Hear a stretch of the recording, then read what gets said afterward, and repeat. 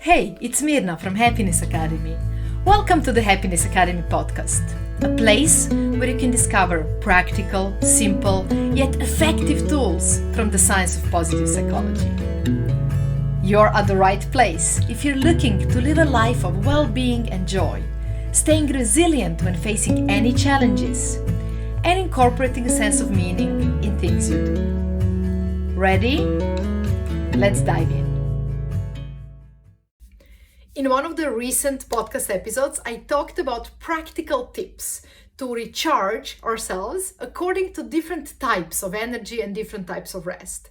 So I was mentioning how a couple of quick ideas how to recharge in terms of your physical energy, mental energy, sensory energy, creative, emotional, social, and spiritual aspect of energy. And of course, there is so much more we could talk about each of these. I will link that episode, by the way, in the description of this one if you haven't checked it out yet.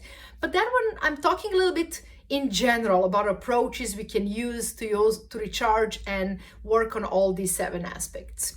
But for each of them, we could go way deeper into what are some of the activities and tips and ideas you could do about it. Well, not to do 7 episodes and all 7 of them, I asked you for your preferences. What would you want to learn more about and discover more tips about? Which is the aspect of your energy that you find, more challenging than the others to think about recharge. So I asked you via Happiness Academy newsletter. If you're not there yet, do join us. I also asked you through LinkedIn and Instagram. And here is what you came up with. You chose the emotional energy. So if you feel emotionally tired, this episode is for you. Or if you think that maybe sometimes you feel emotionally tired, but you're not even sure, this episode is definitely for you. So first of all, when you feel emotionally tired or emotionally drained, how do you recognize that? First of all, you might feel depleted, like, without willpower to do anything, without motivation to, move and do anything. You also might feel detached, like disconnected from things, maybe cynical more than usual, more negative than usual, more irritable and impatient than you would normally. It's likely when you're emotionally depleted that you lack empathy towards others. So you surprise yourself a little bit with being, unusually cold or rough. Or not really as caring as you would towards someone. That might be the emotional depletion. It also might mean that you're not really tuned into your needs and wants. And this is a little bit tricky because it's even harder to recharge if, you're not so tuned in and you don't even notice until you're really, really depleted that this aspect of your energy is kind of empty. So generally, it feels a little bit disconnected with ourselves, with the world, with others. We kind of, detach more. And it can also feel like stretched or overwhelmed. So what is the cause, before we go into how to resolve it, what is the cause of this emotional depletion or emptying our emotional batteries? It can be many things. I'll name as many as 7, but fairly quickly. First, it can be too many interactions with others. I would even dare saying that that's maybe the most common cause. Too many interactions with others, or maybe a little bit difficult interactions with others, like, fight or discussions or struggles, or maybe, person who triggers us emotionally quite a lot, or maybe just person that we find in general difficult to communicate with, maybe in general, or maybe just in combination with our communication style, they kind of mismatch a little bit. So in a way, in this communication, we have to or hold the space for a lot of emotion from the other side and kind of manage their emotion, or maybe we have to work hard with our own emotion to contain it and not, explode and so on. So in some way, we do a lot of handling of intensity and intense emotions because of this communication, because of this struggle. That's, as I said, I would say the most common one. It's also one of the causes of burnout, which in a way is also emotional depletion. The second thing, the thing that can really drain us are things that require a lot of willpower. Willpower, decision-making, problem-solving, these kind of things. Why? Because while these are all mental processes, willpower and making a decision or solving some issue, they do require also a lot of emotional awareness and emotional processing. In decision making, we also need to tune into what do we feel about different options and process a little bit these options emotionally. In willpower, we have to motivate ourselves a little bit. We have to manage our motivation in our state. So these are expensive cognitive processes that also take away a lot of emotional energy. So if we had to engage a lot of willpower or make some difficult decisions in that day, it's quite common we'll be a little bit depleted.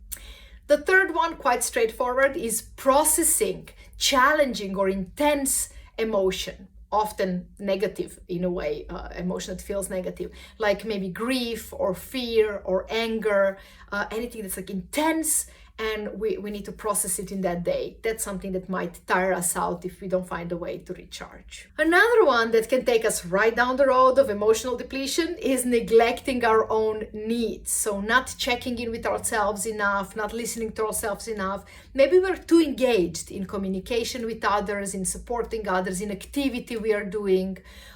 So in a way, we kind of did not notice and listen on time what do we need, and we neglected our needs and self-care for a little bit too long, and that kind of escalates by draining our emotional energy. Very connected to that is number 5, which is feeling busy and rushed and stressed and not having enough time to relax and unwind, kind of constantly in this action mode or maybe survival mode sometimes. This is very connected also to not listening to ourselves. Because we are too much in this action, we don't allow neither space to relax, neither space to hear what do we actually need. Okay, the final 2, okay? Needing to be very patient. So number 6 is kind of, using a lot of energy to self-manage when we need to hold back or be very patient for a longer time, or in some way, stay grounded and we're not really feeling like that, or wait for something very long. This kind of a need to self-contain basically will often drain our emotional energy too. And finally, the last one, it's actually physical pain or feeling physically depleted. It can be as well, that kind of it spills over towards the emotional component as well. If you're really low on physical energy or dealing with a lot of physical pain, which is mentally and emotionally difficult thing to deal with, especially if there is also uncertainty or ambiguity, we don't know until when will this last, then that's also something that can definitely drain our emotional energy quite a lot as well. Now, one of the nasty things with emotional tiredness is that it kind of can also lead us into a little bit of an apathy. So, meaning we don't really have the drive and motivation and the energy to do something actively about changing this state. And I think that's one of the worst tricks and triggers related to emotional but also mental energy, that when we burn out those resources, then it's really hard to find the energy to self-start and to get into doing something about it that will help us to get it back. That's why it is really useful and really valuable to approach this renewal of this energy by small steps, through which we build sort of an upward spiral where it gets easier and easier to do the next step. So you want to think really, what is the least effort and the small thing I can do, but the sooner you do it, the better. Small effort related to listening to ourselves, related to self-care, related to allowing a little bit of space. You know how they often say, self-care, it's not about bubble baths, and it's not about, sleeping, and it's not about, manicure or massage, but it's really about living life with meaning and your values and so on. And that's all true. However, when our batteries are very, very empty, then bubble bath or silent time in dark room for a little moment, or a moment of reading a book or an article that inspires us, can be a little step that helps us recharge this basic energy just enough that then we can go for a bit more ambitious steps, which will recharge us even better and faster. And one thing that's not so good is Netflix. No. Why? Unfortunately, movies and series overall are not the best way of recharging any type of energy, except maybe physical, maybe, if you're way too sported out and you need a physical rest. But in general, they're not, because they're coming with a lot of stimuli for our senses, which overwhelms and overloads the sensory side. And in a way, then they don't allow for quality of mental and emotional engagement and discharge and processing. So because of that, on one side, they're too passive. They don't allow us to actually actively process something through them. But on the other hand, they're also too stimulating in terms of a light and changes and senses. So in a way, they exhaust us a little bit sensory, and at the same time, they don't meaningfully recharge us. But anyway, there can be exceptions to this rule, but overall, that's how it goes. Now, let's finally get into those practical tips, and let me share some specific ideas of what can help to recharge your emotional energy. Yeah? The first thing, number one, probably the single best way, is nature. Spending time in nature, exposing ourselves to nature, to green, to plants, to fresh air, to beautiful views, to place where we can have some silence from all the, well, people as well, but also from all the traffic or any machinery or any artificial noises, and immerse ourselves in this more natural environment. This is super helpful. This is also the best way to recharge our creative energy. If we're looking to be more creative, but we feel a bit blocked and like a bit depleted in that area, then also nature is great, but also for emotional. Spending time in nature, ideally also with some light movement, a walk, doing something, it's really, really good way to, on one side, actively engage and reconnect. Because as I said, one of the symptoms of drained emotional energy is disconnect and detachment. And exposure to nature allows us on one side to kind of reconnect and open up again. But on the other side, it's not attacking our senses, and it doesn't require difficult emotional processing. So it kind of allows outlet and to allow that energy to flow again, but at the same time, it's not draining it. So if you're looking for that first small step that will take you on that upward spiral to move towards capacity to bigger steps and recharge even better, nature is brilliant as that first step. Okay, the number 2 tip is physical energy. And that is when we are emotionally depleted, often that also leads us to low willpower and low self-control, because we don't have the emotional resources for willpower and self-control. And that can also lead us to feeling of many stressful emotions like overwhelmed and anxious and worried and restless and so on. And these, of course, are not most prone to really good night's sleep. So on one side, emotional depletion can sabotage our sleep and rest.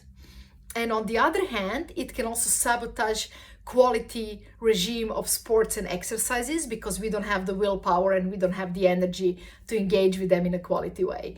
And then it's almost impossible to recharge those with quality, because all the aspects are empty and there is nothing to lead. So what we want to do is we want to start by choosing a quality physical activity that we can focus on, that is not very willpower challenging, so not something where we have to push hard to do it, but that is active anyway. In that way, we will restart the cycle of releasing a bit of that stress energy and letting go a bit of that, restlessness and overwhelm. And then from there, we want to build the way towards better sleep. And ideally, the main thing in these circumstances for better sleep will be to have more movement during the day and exposure to sunlight and so on during the day, and to have better winding down in the evening, like journaling, and ideally no new stimuli, so no TV, no blue light and so on. And then also maybe light yoga or meditation or stretching, or some way of allowing ourselves some more time in the evening and better way of winding down gradually, so we would have a better sleep and we wouldn't be restless. I hope I didn't overcomplicate that. It's very simple and straightforward. On one side, when we're emotionally depleted, we have too much of stressful energy, which sabotages our sleep. But on the other side, our batteries are fairly empty, so we don't have the willpower to release that stress energy through very intense activities. So we want to start building it by being mildly active, and then building the stage for better sleep by paying attention to a bit of our food patterns and our unwinding pattern. Okay, ready for tip number 3? Number 3 is light stretching and meditation. So basically it's like this. It's very hard to recharge emotional energy in vacuum. It's very hard to say, now I will just, emotionally do nothing, right? We usually need a light anchor for our attention. We need something that we can engage with, that is active and positive for us, and it engages us and it pulls in our attention, yet it's easy. It doesn't require a lot of effort, a lot of willpower, a lot of self-control, because we are lacking self-control and we are lacking the ability to focus when we are emotionally empty. So we need something that will support us in that will pull us in, that will be light, but at the same time kind of engaging and pulling us in. So it's even better if that kind of activity, so creative activities are also great for this, like painting or writing and so on. However, movement has an extra value of pulling us in also physically and moving a bit of that energy in the body and distressing us and relaxing us.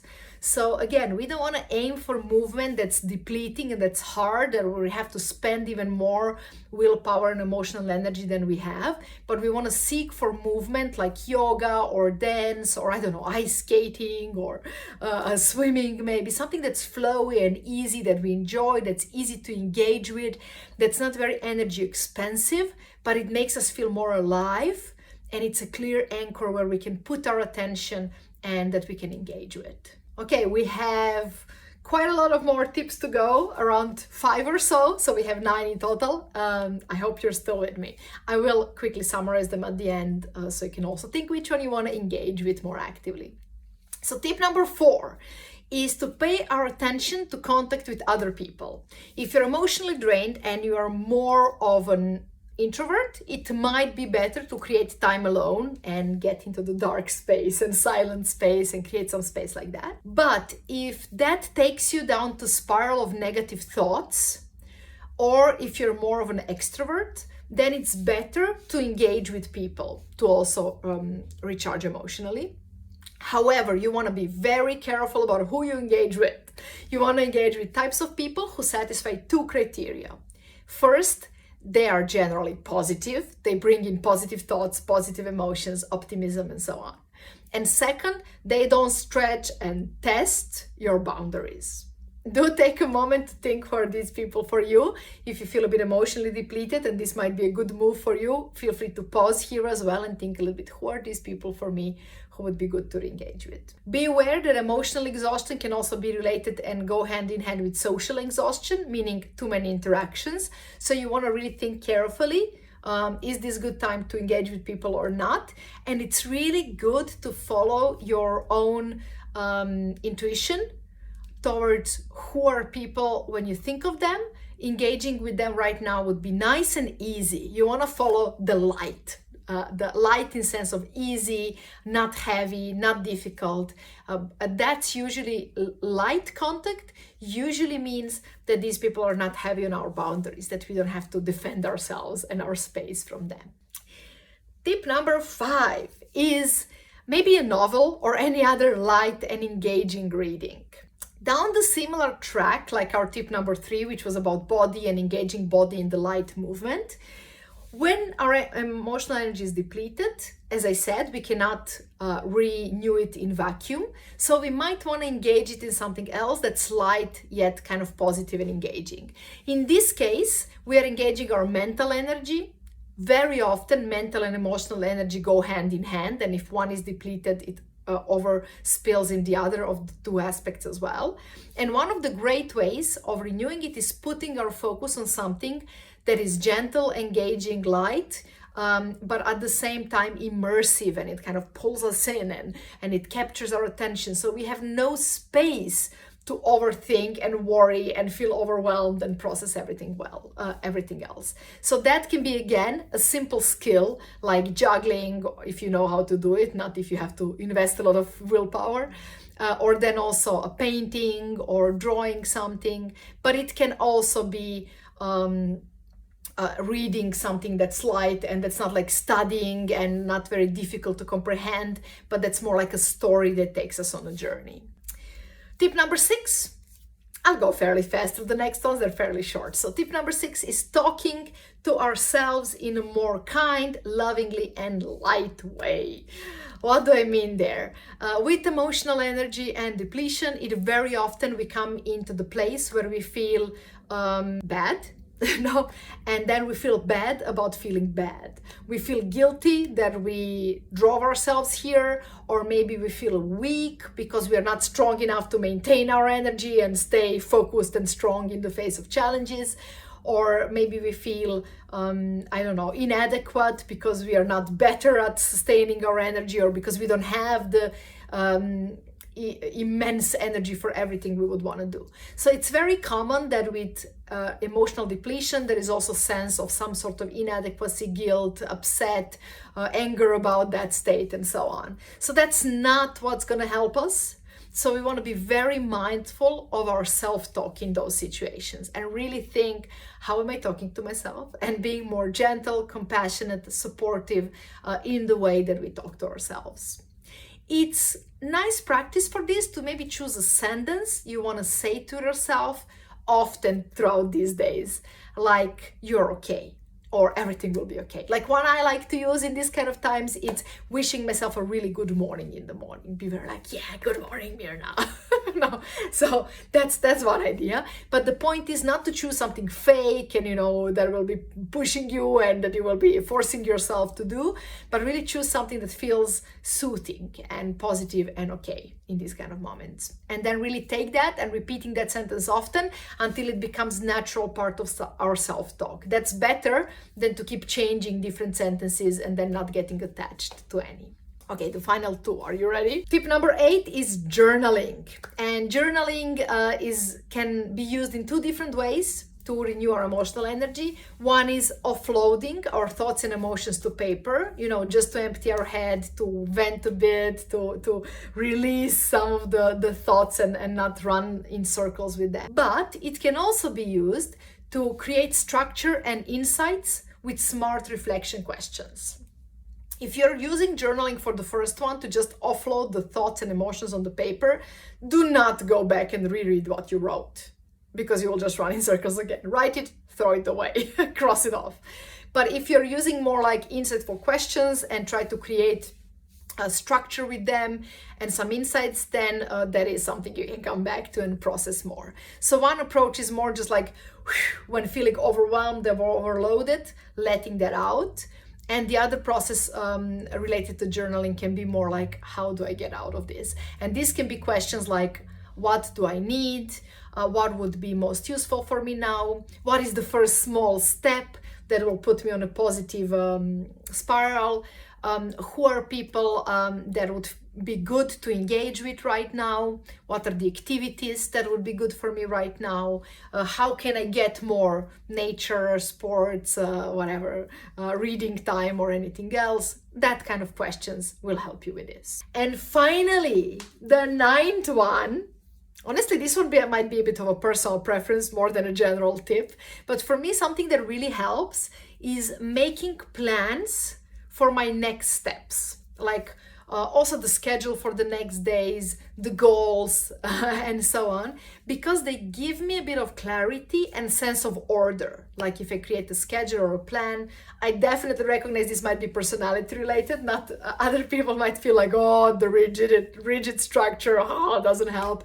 But for me, that really helps. Sense of order, sense of clarity within my plans and schedule. So yeah, think about that one. Does it help for you? Now, I hope you got some good ideas on how you can recharge your emotional energy a little bit better with this. One thing that definitely also helps a lot is change of environment, like stepping into a new, different place, surrounding yourself with a bit different people, but in a cozy way, not a stressful way.